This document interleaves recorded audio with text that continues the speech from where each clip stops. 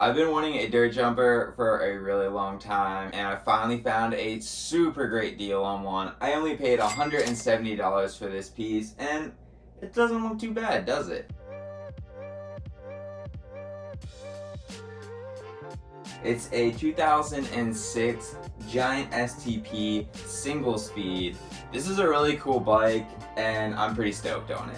STP stands for Street Trail Park, and I think that's really freaking cool. That kind of shows that it's a versatile machine in many ways. And this bike is a little bit longer of a dirt jumper than you would be used to, I think, in the modern standard. So that's kind of a good thing. Coming from a mountain bike, I feel like this piece will be a little bit more stable and is kind of geared towards even riding on trails, I believe, back in the day because of the T aspect of the STP. The bike looks pretty good. The frame itself seems solid. I went over it and there was no dents or cracks or anything like that. This is an aluminum frame. And the paint seems pretty decent for the era, being from 2006, nearly a 20-year-old bike. Everything looks pretty solid on the bike too. I went over and checked all the spokes and everything feels good. There's a couple parts on this bike that are definitely a little bit outdated and that I was already kind of thinking about changing in the future. But I kind of want to go into this video with an open mind, understanding that the bike is from 2006, and just get it running and see what I think, and then maybe go from there. And that's what this video is going to be about. It's going to be about whether or not this $170 dirt jumper was worth the money, and maybe you guys can find something like this out there too. So there is a couple things that I'm a little concerned with on the bike. The first thing is these tires and a couple of these parts are just kind of a little bit lower end, so I don't know how I'm going to get on with them. These are some wire bead tires and they're 2.0s. I was hoping to maybe put some wider tires on this in the future. Another thing is the handlebars are super narrow. They measure about 650 millimeters. They're pretty narrow even for dirt jumper handlebars, so that might be something I want to change in the future. Another thing that I noticed about the bike is it has a non-tapered head tube, which is a little bit of an older standard in mountain biking. Usually mountain bikes will have a tapered head tube, which means it's a little bit wider at the bottom than at the top, and that just keeps it lightweight while also being a little bit stronger, where this piece has the old design, so it might kind of limit what I do as far as upgrades if I want to upgrade the fork, which I've heard this fork is not the best, but I do need to probably put some air in there, because the guy I bought it from said he didn't even fill up the tires or the fork with air before he let me test ride it. So I'm excited to put some air in the suspension and into the tires and take it for a little bit of a test ride. Also maybe lube the chain and just kind of go over some things and make sure that the bike is safe. And that's what we're going to do in this video. And then at the end of this video, I'm going to tell you, was this $170 dirt jumper worth it? I think it was. It seems pretty cool. So, let's get into it.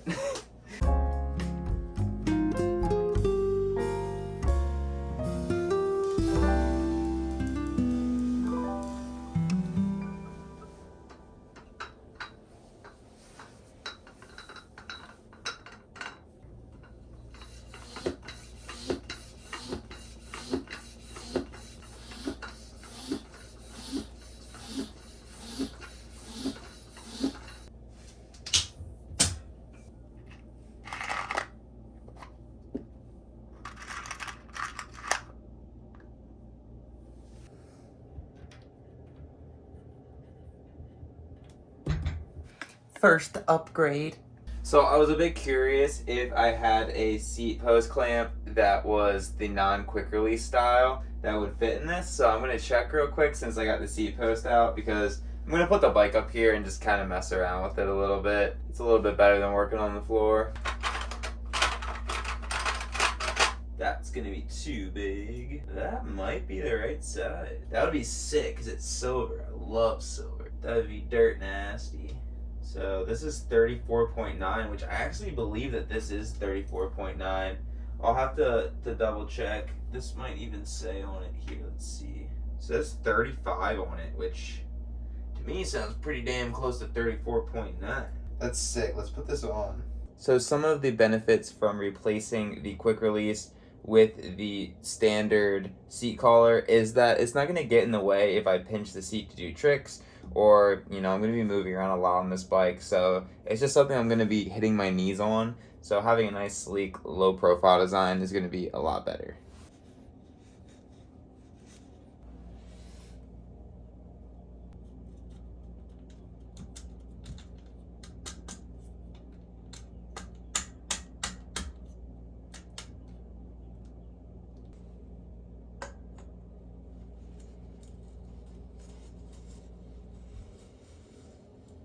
And I'm going to leave it high up like this for right now, just because I'm going to put it up in the bike stand. So this is the real first upgrade. Alright, I got on my gloves because these Jones are mad sticky. Let's see if we can get them off.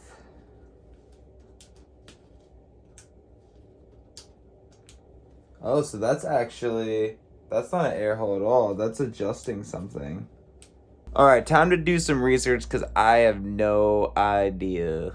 Okay, so after doing some digging online, I realized a couple things about this fork. So I realized that there is no place to put air in this because this is a coil fork. It just has springs in it. So when I was trying to take off these knobs here, this was just basically adjusting the preload on the fork. This is the Marzocchi Dirt Jam Comp, and it is a lower end fork even for the time period. So I'm not going to get any crazy adjustability out of this, but hopefully I can just adjust it a little bit and it'll still be decent. I'm going to take it outside now and basically see how it goes and mess around with these knobs a little bit.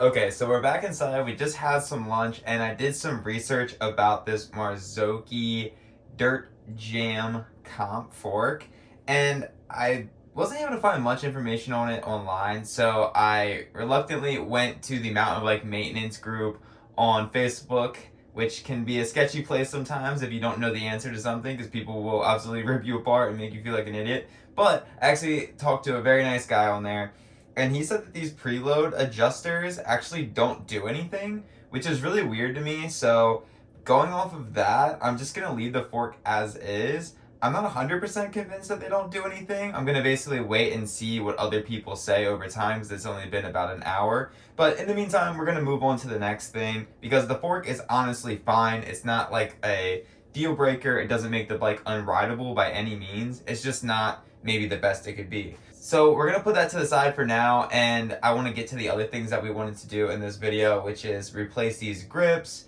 maybe replace the pedals, and clean the bike up, take it out and wash it and everything like that, lube the chain, and I also wanted to take these off. I feel like I have an idea for a little bit of a cleaner setup. These zip ties around the top just look a little messy, and there's also some end bits here that kind of stick out that could definitely poke you in the leg. So I want to clean that up, and I think it'll make the bike look a lot nicer too. So let's take these off and go out and clean up the bike.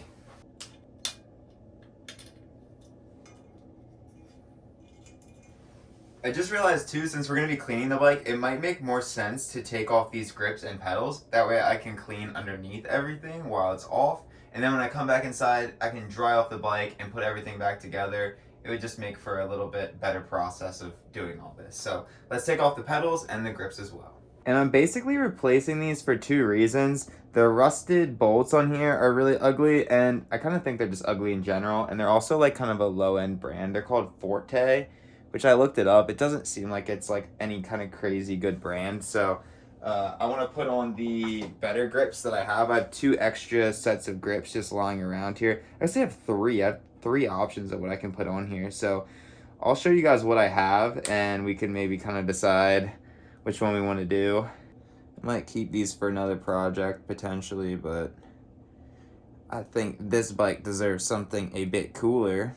It just feels so good to just like take things off that have been on here forever and just kind of just clean it and put some new stuff on there. It just like really brings life into an older bike. All right, I like that. Nice and clean. We'll be able to clean that up outside then. Get that looking brand spanking. All right, so I'm a bit nervous about this. This can always be a make or break when you buy an old bike. Luckily, the seat post wasn't seized, but the pedals could very well be seized onto these cranks. I doubt they will be because it looks like this bike is pretty well taken care of so far. Let's just hope that they put grease on these pedals. Let's try to get them off. Oh, that came off so easily. Almost concerningly easily.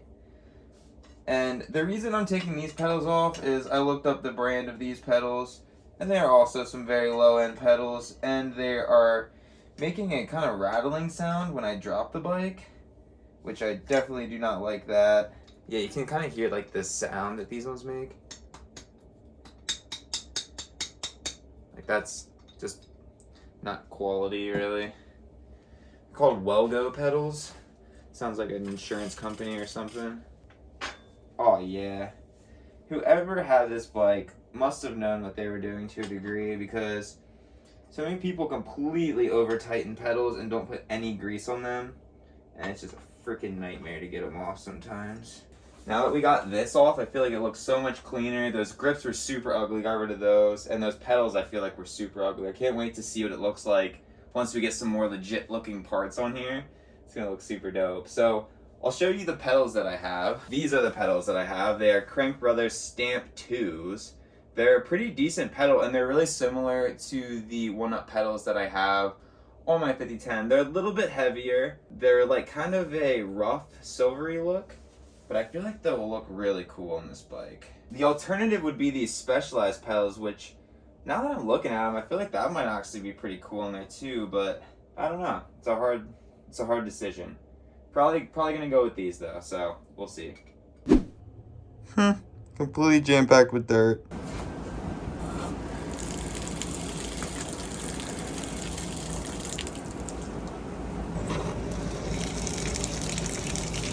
Yeah.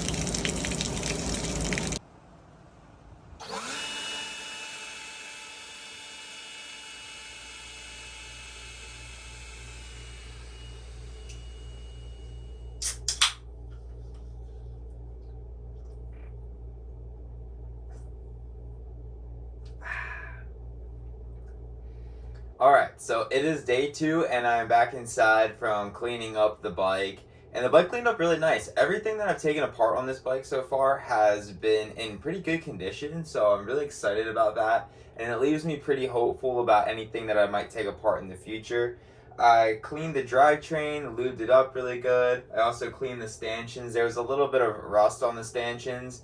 And I was able to get that off with just using the Park Tool cleaning brushes that I had. It didn't take any kind of scrubbing or anything like that to really get it off. I did also find out some more information about the fork. I used a forum on Facebook to basically ask the question of, what is this fork? Do you know anything about it? Do you know anything about the adjustment? And one guy responded and basically said that there is no adjustment on the fork, that it's just 2 coil springs inside of there. So it kind of is what it is. I mean, at least I don't have to worry about messing around with it. And it seems like it's going to be a strong, reliable fork that basically has nothing to break in it. So I guess that's good in one way, but maybe it'll be something we upgrade in the future. Definitely subscribe if you want to see that in the future. And let me know down in the comments if you think I should swap this fork out, because I feel like that's one thing that I'd be really itching to do and would be a really cool video. Maybe even find a nice budget fork to kind of give some impressions and some reviews on some lower end stuff, since this is kind of a budget build, if you will. But yeah, I'm really excited now because I get to throw on the grips, throw on the pedals, and I'm going to reattach this here cable and just make it look real nice. And then I'm gonna actually take it for a test ride, maybe go to a skate park or dirt jumps. So yeah, everything looks great and I couldn't be more stoked. So I mentioned to you yesterday that I have 3 different grip options. These are some Colt grips that came when I bought like socks or something. Katie got them for me for my birthday, these like cool Colt socks. I should have worn them for the video. But they threw in these grips, and I guess it's because they're orange, and like, who wants orange grips? I guess they don't really go with anything, but unless you have an orange accented bike, but pretty rare. But I could throw these on. They're nice and long, but they're like BMX style grips. I don't have any end caps for them, which, I mean, it's a little sketchy. And I don't know if that matches the color scheme at all. I don't think I'm going to go with these ones. And then I also have these Death Grip ones that are brand freaking new. I bought these for my 5010, but after installing them, I realized that they were kind of hot boy grips and didn't really, well, not that they didn't match the bike, but they took away from everything else on the bike because they were just so flaming hot with their bright white color. They're really cool grips, and they're really great grips too. Katie runs the death grips on her bike, but these are probably the grips I'm gonna go with. These are the Santa Cruz grips. I forget what they're actually called, but they came on my 5010. They have some specific name, I'm sure, but you could probably find them on the Santa Cruz website. They're nice and long and thin, and they still have a bit of life left to them. I took them off my 5010 just because I really like upgrading stuff, and they do have a little bit of wear, so they're not perfect, but they're by no means past their prime. I mean, maybe a little bit, but they're not over the hill, we'll say. So I think I'm gonna throw these on the bike. You can't go wrong with black. They're nice and wide, which is great for dirt jumpers, and they're thin, which is also great for dirt jumpers. So yeah, I think this is gonna look really nice. So this is what I'm gonna go with for the grips, and this is what I'm gonna go with for the pedals. These are the Crank Brothers stamp pedals. I kind of decided I definitely don't want to do the plastic pedals.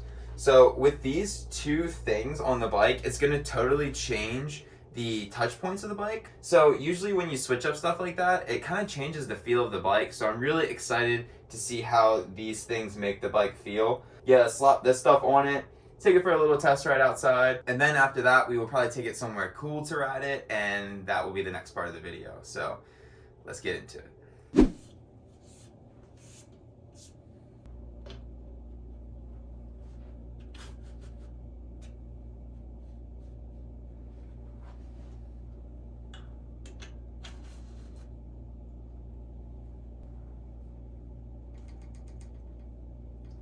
Alright, we'll tighten these up once we get the bike on the ground. That way we can kind of adjust where we want them to feel, because they're not symmetrical all the way around. They have like some little feelers out in the front, and we want to get them lined up and perfect looking. So wait till we get it on the ground. Let's next deal with this cable here. I have a kind of interesting idea of how I'm going to deal with it. Alright, so this is what we're working with here. It's kind of got all these different little channels here. And I was thinking I could put it in this channel and then kind of like wrap this twisty tie around both of these ends and pull it tight, and it'll kind of keep it in there really nice without having those stupid cables over the top. I feel like it would probably be a pretty sleek look. So I'm just gonna try it and see how she goes. Put it in through here and through here. Let's try this.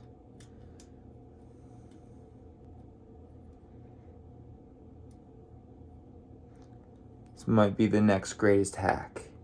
See if this will be sharp enough to cut it.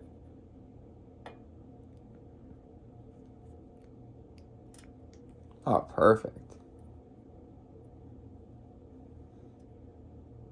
And I'll just tuck that up under there. You won't even see it. Boom, baby. That's clean. Tell me there's not a cleaner way of doing that. That's dumb clean, fam. Sure. See, I like how this cable routing is on the exterior here. I feel like it makes for a lot of options of how you could kind of mount this. We'll just have to see if that undoes itself over time. I don't think it will, but you never know. It wouldn't be the end of the world if it did, you know? Love how easy that is to cut too. That was sick. And I'll just tuck her right up in there like that. Bada bing, bada boom. Cable management 101, Nikki B. Okay, so we noticed one flaw with this is that this cable in the middle is just loosey-goosey, baby, loosey-goosey. So I want to figure out some way to get it a little bit more taut. I have this like little rubber jaguar piece. Don't even know what the heck it's actually for.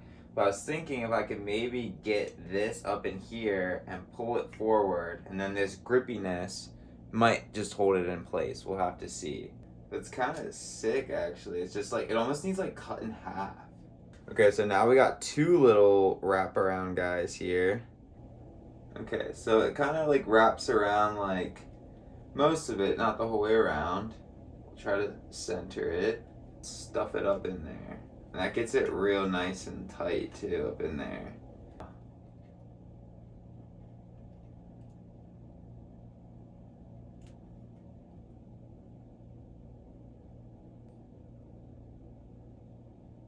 I'm pretty stoked with that. I feel like that actually is pretty good. It doesn't go much like to the side or down anymore. So I think that is a success. Cable management, expert level. Cable management, finished. Cable management, complete. Alright, so it's time to throw these pedals on. Very excited about this. Been wanting to use these pedals for a long time. Just haven't had the right bike for it. So, put a good bit of lube in here. Always be sure to put the lube onto the hole and not onto the bolt. That way it allows it to spread a little bit more evenly. Alright, just take a look at that piece. Shoo! It's really bringing together this silver accent up here with the seat clamp. That don't look mad good, fam. That's freaking pimp! Alright, let's put it on the ground and tighten these bad boys up. Also gotta remember to tighten up the handlebars unless I want to feel like I'm on a dirt bike. So do that, and then we'll lower the seat back down. I might adjust the seat too. The seat's like really far back, and I feel like it also makes the bike look a little wonky. So I'm probably gonna move that forward, at least for aesthetic purposes, and then see if it feels a little bit more comfortable or less comfortable. I didn't feel like I needed to have it this far back when I did the test ride yesterday, so we'll probably do that too, because that looks a bit weird. Here we go. Just heard that click. Boom. Alright, so now a lot of the rest of the stuff I'm going to do is going to be done on the ground here. Alright, that looks pretty dang good to me. Just going to get these tight. Cool. Oh, I love how this grips feel. It's like old familiar, you know? Like, these are grips that were on my 5010 forever. And so I feel right at home on these grips. It's going to make this bike feel super cozy. I like that. Oh, it's like when you move houses, but you put your couch. Oh, there's the pedals too. Hello, pedals. These pedals are also pretty familiar because they're very similar to my 1-Up pedals. Damn, you got mad grip on them. Those other pedals, bro. Oh my god, I feel like it's just like ripping and tearing my shoes. And next thing I want to do is move this lever down a little bit too. That'd be sick.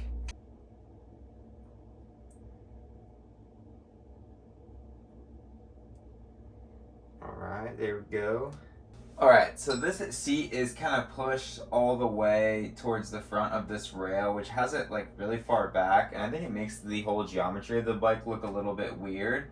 I don't know if it was like that for any particular reason with the previous rider, but I'm going to move it to just the center and kind of get a good starting point of what it maybe should be on the bike, and then kind of go from there.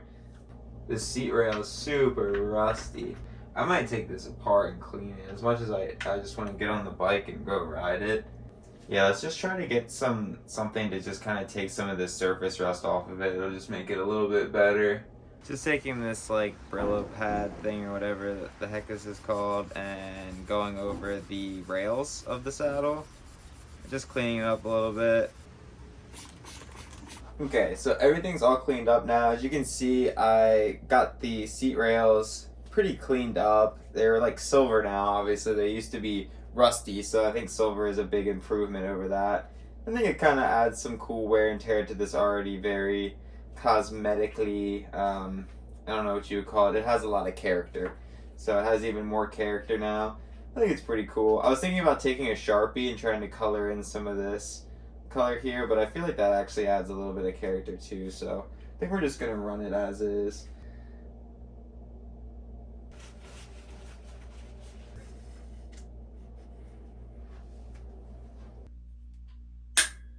The bike is looking so snazzy though, bro. Look at that piece.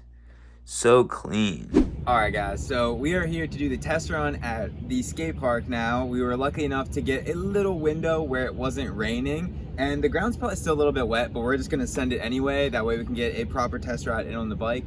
So let's head down to the skate park and see how she rides.